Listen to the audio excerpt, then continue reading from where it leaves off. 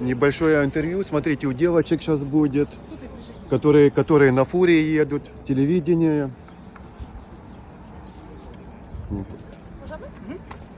Tai sakykit, kodėl tokia neįprasta transporto priemonė?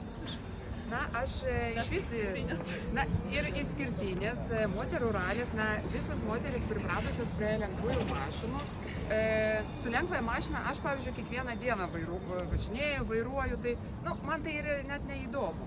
Aš grinai nuo vaikystės pripratusi prie technikos, su Barbie niekad nežaidžiau, visada pas mane buvo ir vaikystėje mašinėlės, ir ypač fūros. Visas irgi kategorijas turiu, kad kokią transporto priemonę galiu vairuoti, ar tai vilkikas, ar motociklas, ar net su cisterna galiu važiuoti.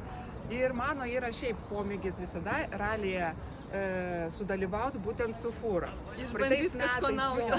Neišėjo tiesiog dėl darbo, dėl galimybių, bet šiandien jau labai šių metų laukiau, kada sudalyvausiu. Ir turiu patį geriausią šturmaną, tai mano draugė Beata, kurio be jos aš kaip ir gyvenimo neįsivaizduoju, net mūsų tokių, kaip sakant, tūsų. Tai va, išbandysim savo jėgas su šitą mūsų transporto priemonę. Kelintas čia jūsų kartas yra? Pirmas išbandymas.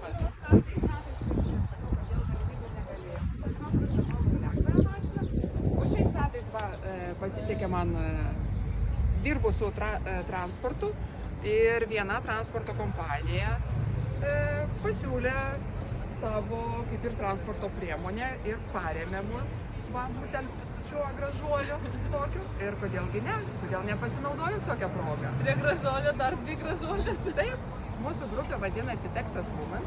Na, šiek tiek prisiderinau prie marškinėlių, prie mūsų gražuolio. Tai va. Ačiū labai, tai Texas Woman, taip? Taip, Texas Woman. Ačiū labai. Ačiū labai.